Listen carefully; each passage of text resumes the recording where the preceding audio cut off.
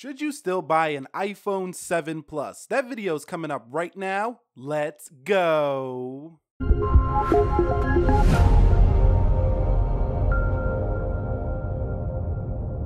So, what is up, guys? Nick here, helping you to master your technology. And should you still buy the iPhone 7 Plus? Now, this comes as a follow-up video to should you buy the iPhone 7 still here in the latter half of 2017. Now, I know a lot of people are quick to say, you know what? No, just wait. And even I say, just wait for the iPhone 8, but there are some counter arguments as to why you might want to still pick up an iPhone 7 Plus. But I'm going to share what my experience with you here across several categories of this phone and how it's been as a daily user of this phone for the past 6 months, 7 months. And this might help you decide if you're going to go with the 7 Plus here in the latter half of 2017. So let's begin with the key specifications. So I'm not going to go on and on about every single specification this phone offers.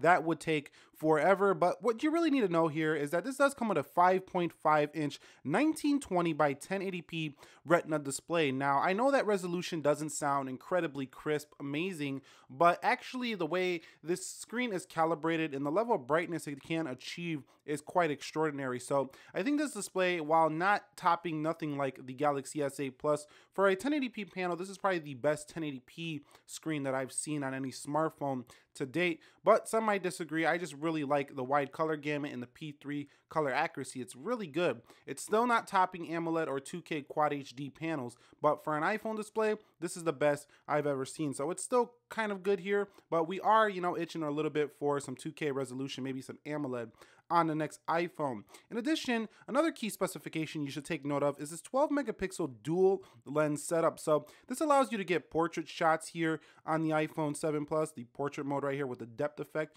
which basically will blur out backgrounds of objects. You have to bring it back a little bit. And it's not going to work here because I got to move further away and I'm not going to be able to do that here on camera. But you do have portrait mode, and you can also zoom this camera in 2x optical. So if I go to photo and I hit that 2, that's actually optical zoom, meaning that it's the full resolution at 2x. And you can also zoom all the way up to 10x.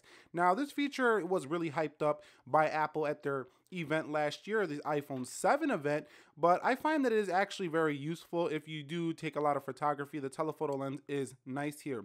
Another key specification is the Apple A10 CPU. This is a Fusion chip. That means quad core, 3 gigabytes of RAM. So performance on this thing, while not on paper the most powerful, it's not an octa-core, it's not 4 gigs, 6, 8 gigs of RAM. We're going to see later in this video why I still recommend this guy in terms of that 3 gigs of RAM, an Apple A10 Fusion chipset. And finally, the battery life or the battery capacity is a 2900 milliamp hour battery. I do have this phone covered up by an Apple leather case because this is a scratch prone edition I have here with the 7 Plus, the jet black. You can't really see it on camera, but believe me, it is all kinds of scratched up, micro abrasions all over the place. And I don't think it looks pretty, and I will definitely not be going with a polished iPhone again. But yeah, 2900 milliamp hour battery sealed in this jet black edition. So should you still buy an iPhone 7 Plus when it comes to design? So the iPhone 7 Plus, I think, has one of the more, probably standard designs of smartphones. It is, I'm not going to say standard in terms of its build materials. Don't get me wrong. It is built with incredibly well materials. We do have a glass on the front, 2.5D, so it looks like it spills over the edges a little bit here, especially if you don't have a screen protector on the phone. The rear does have a nice modern futuristic looking dual camera setup, but if we look at the body and dimensions, it really has not changed since the iPhone 6 Plus, which was a 2014 smartphone, whereas you see other manufacturers, cough cough, Samsung, pushing the hardware envelope and releasing things like the Galaxy S8 Plus. And we can also not forget to talk about the LG G6, which is also a smartphone that pushed the design this year. And basically, these phones are making the iPhone 7 Plus's design look stale. Now, I mean, I could talk a bit about it objectively, not putting those guys in there, and on its own, if you don't compare them side by side, I think you're still gonna like the 7 Plus's design, especially if you've never had a Plus iPhone. It's gonna feel like a premium piece of kit. But for those, loyal Apple users who've been, want to upgrade, they got a 6 Plus and they've held off, I think you'd be probably wise not to buy the 7 Plus still in 2017 if you're looking for a great design. Just wait a little bit. We're gonna get it here on the upcoming iPhones. To extend my talks further on design, I do think that what needs to be improved is we need to have no camera bump. I mean, this thing's got to go. We have flush designs on phones like the LG G6 again and the Galaxy S8 Plus. So this camera bump, in my opinion, has to go. In addition, we don't have a headphone jack here, and I think that needs to make its return to the iPhone. That would be a great thing. I think a lot of people would be happy, but I don't think it's going to happen because Apple went up there and said they have courage, and the Apple AirPods might be the future. Wires, it's a debate. It's a really long debate, but I think that it'd be nice to see the headphone jack make its return on the next iPhone. Also, in terms of design, I do want to talk about the glass. One thing I do like about this iPhone is I think the glass is a little bit, it's 2.5D, so it's a little bit better glass than you had on previous Plus model iPhones. So that's a pretty good thing there.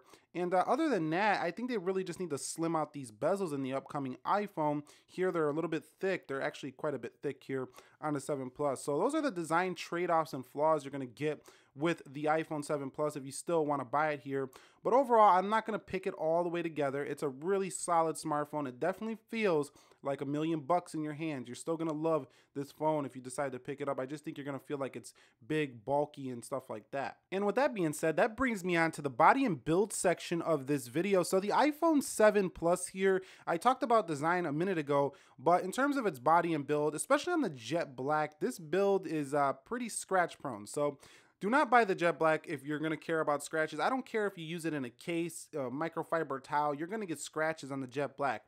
I've been using it in a case ever since I got this darn thing, and if I look at it under the fine lights, I still see scratches on the iPhone 7 Plus. Now, Apple did state that this will receive scratches pretty easily, even on their own website, so I'm not mad at them for going ahead and, you know, letting my phone get all scratched up. It's not their fault. I mean, it's always, you know, you got to take responsibility for your use of the phone. I mean, I think the only way you could keep this thing scratch resistant is like you put it in some OtterBox the entire duration of use, but how fun is that to use an already big phone and a massively bulky body? So if you're going to get an iPhone 7 Plus in terms of the body and build, if you want it for the long term, I highly recommend you go with an aluminum body such as the silver, the rose gold, the red edition, or even the matte black edition. A lot of people seem to love that matte black edition. But the front display is very scratch resistant. I haven't received a lot of scratches on the front of this device, and that oleophobic coating will wear off after a few months, so keep that in mind. And the home button, I like the home button on this body and build. It's more like a Taptic engine, so it reminds you a lot. If you're a Mac user, this thing is just like the Mac trackpad, so it's a really nice feel, a premium feel here on this guy. So overall, body and build, very sturdy phone though. I think that it can take a few drops before you crack it, so you don't got to worry about that. It's pretty sturdy, but again, I do just recommend that you go with a aluminum body. Now this thing does weigh 188 grams, so this is no light phone, so keep that in mind when you're thinking about the body. And this is a tall phone, so this is a really tall phone. It's going to take up a lot of space in them pockets and purses, so keep that in mind as well if you're thinking you should still buy this here. There are phones that are just as powerful that are smaller than the iPhone 7 Plus. So getting into the display of the iPhone 7 Plus, should you still buy it in terms of display? And I think absolutely. I think a lot of people like to bash it for its 1080p and not having 2K, which I even do a little bit in my videos, and even earlier in this video I talked about that a little bit.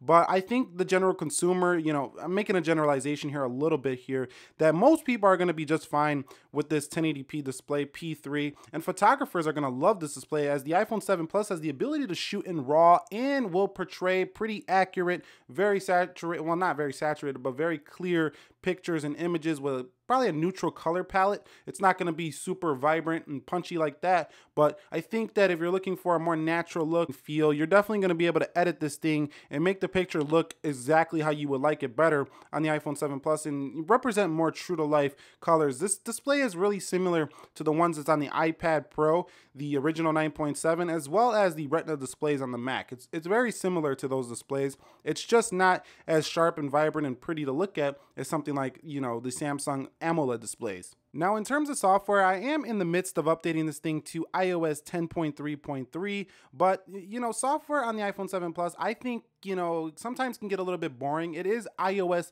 you know, going to be updated iOS 11. It's very solid, and we know iOS. This thing offers very great applications. It's a grid of icons that it's very simple to use, and you're always going to get updates on your phone here. So, should you still buy this in terms of software? Absolutely. This thing is a king in software. It's arguably the best software on on the planet.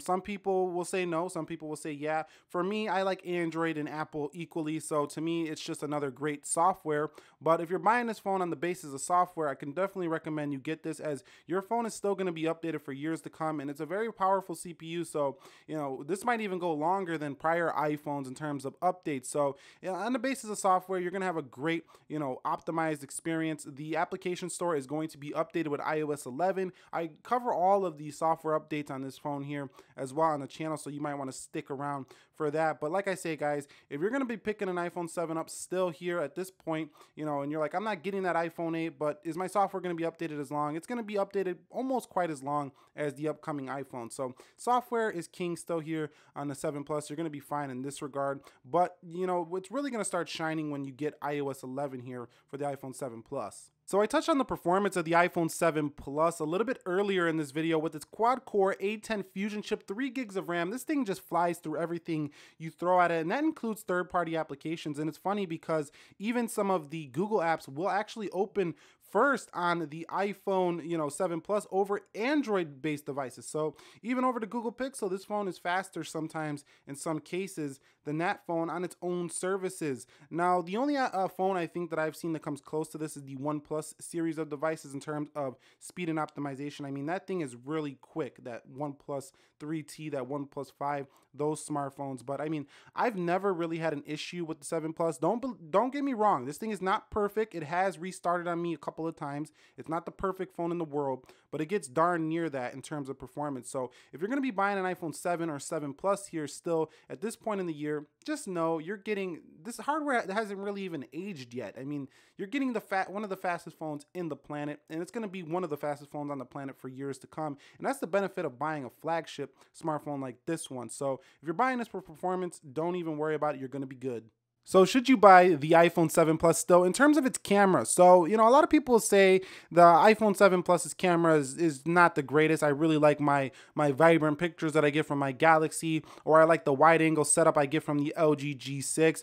But I think people don't give credit where credit's due sometimes, because the 7 Plus is one of the better cameras that exists right now. It reminds me a lot of Canon cameras. The way it shoots pictures, they look very similar in my opinion to Canon cameras. Canon has a really neutral color palette in my experience. Some people might disagree, but if I'm shooting with this, I feel like I'm shooting on a little miniature Canon camera here on the iPhone 7 Plus. It shoots really clear, neutral, nice color pictures. It has very dead simple software here to actually shoot these photos, and it's actually one of my favorite softwares to shoot, photos and videos on because of its simplistic nature. Now, I know you have to dig around a little bit in the settings to get some camera settings, which is kind of annoying, but I think Apple's going to fix this in upcoming updates in the future here.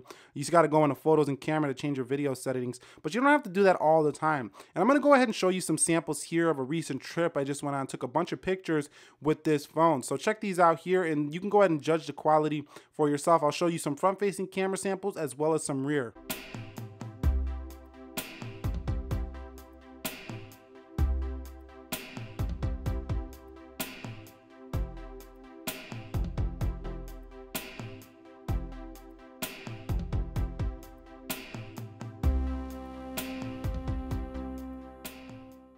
So I can't make this video without talking about the battery life. 2900 milliamp hour battery, slightly up over the 6S Plus in terms of its milliamp hour size. But will the 7 Plus be the best battery life phone for you?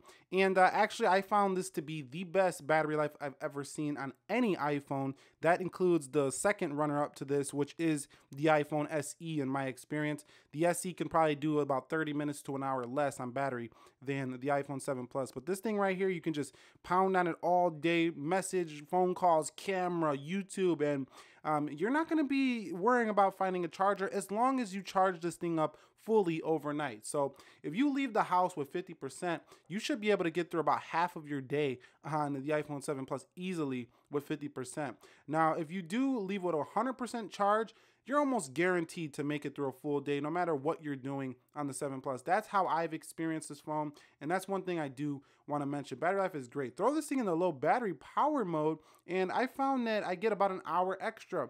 And if you guys want to know specific numbers, I get about 7 hours to 8 hours on screen time with the 7 Plus, and about 15 to 20 if I'm not, just messing or not going hard with it. So not screen on time 15 to 20, but a total battery life about 15 to 20 if I'm not going hard on it. I'm gonna get about 9 hours if I'm going hard on it. So this thing is pretty incredible still in the battery life department, and I have no issues recommending it if you're looking for a phone with great battery life. Now, one thing I do have an issue with the iPhone 7 Plus is no fast charging. This thing takes forever to charge, and I'm sure you've heard this in other reviews, but it's true. This thing, I'm being real with you. I put this thing on charge, I'm sitting around waiting for hours for this damn thing to charge. Well, it's not that long. It's probably like an hour and a half, but still, that's too long when you got phones like OnePlus with their dash charging doing 30 minutes and 50% charge. That's ridiculous. This is pretty slow. So keep that in mind if you are buying this for battery. You might want to bring an external battery pack if you're super heavy user, but battery life is great here for the 7 Plus, and I think you should still buy it if you're looking for it in terms of battery. Let's talk about the price of the iPhone 7 Plus. So the iPhone 7 Plus is still quite up there in the price point. Now, you can find these secondhand on eBay for, relatively decent prices, as well as if you get some carrier subsidy deals or something like that. But going straight directly to, Apple's website, you're still looking at $869 for this model you're seeing here in this video. This is the Jet Black edition, and this is 128 gigs, so $869. Apple hasn't lowered the price at all here. I do recommend you get Apple Care, but this is easily, with accessories and everything, over $1,000 smartphone. So you're gonna have to have some steep pockets, or just be killing it in the money game, abundant mindset. You just got to keep your money mindset abundant, and you can go ahead and purchase these things for yourself. But the iPhone 7 Plus, back to the price, it's up there in price for a smartphone. I think if you're looking for a great value, this is probably not the best value smartphone for money. You got to pay to play with the iPhone 7 Plus. So price-wise, up there in price. I think if you do use it to its full potential, this phone is well worth its price point, but you got to use it to its full potential, which I kind of have, so I've got my monies out of it, but I don't think everybody else will have that same case. So what are my conclusions of the iPhone 7 Plus? Well, I'm going to make sure I mention this little thing right here. This thing is extremely annoying. I know it sounds like I'm complaining about it. Just get some Bluetooth headphones, Nick, which I do have, but there's nothing like having a headphone jack right on your smartphone built right in. I mean, especially when you got a bunch of headphones laying around. This thing right here, I know we're going to go Bluetooth all the way and going into the future, but this thing, keep this thing in mind. If you are buying this phone, you're going to have this thing with you at all times if you want to use a 3.5 millimeter headset jack headset. So you're definitely going to have to do that, unless you want to use the included lightning headphones in the box, but that will degrade over time. The battery capacity is going to actually take some power out of this phone if you keep using those lightning headphones, because it's drawing from the same source that you're charging the phone from. So keep that in mind. It's really minor. That probably won't happen for years, but just keep that in mind. And overall, the iPhone 7 Plus represents probably the best Apple has to offer right now. Software is great. It's bulky. It's large. It's not a comfortable phone to yield around day to day, but it feels like you're pretty much taking a little MacBook out on the go. With the portrait mode here on the 7 Plus, the camera is great with that portrait mode. You got this like landscape mode, and if you forget your iPad at home and you're out at the hotel or you're out traveling or something, you got a powerful little beast here in your pocket with the iPhone 7 Plus, and you could edit videos on here, you could shoot videos on here, you could do voiceovers on here, you could use there's just so much to talk about here, and it represents the best Apple has to offer. But is it still worth it? Should you still buy it? If you want a direct answer, my answer is no, not right now. I think you should wait until the iPhone 8 comes out. But I think that if you're in the market right now and you already know for yourself, I am not buying an iPhone 8. I don't like to buy cutting edge technology. I like to buy the phones when I find them at a good deal and the price comes down. Absolutely, if you're in the market for the Apple iPhone, this thing is going to be very, very well worker for you. It's going to do the job just fine for you. But anyway, if you found this video helpful, enjoyable, please go ahead, hit that thumbs up for me down below. Any questions, comments, concerns, I'm here for you guys. You can go ahead and chat with me about that, or anybody else in the community. They will help you out as well. And more content to come soon, so stick around. I will catch you all in the next episode. Nick here, helping you to master your technology. Be sure to be well, and peace.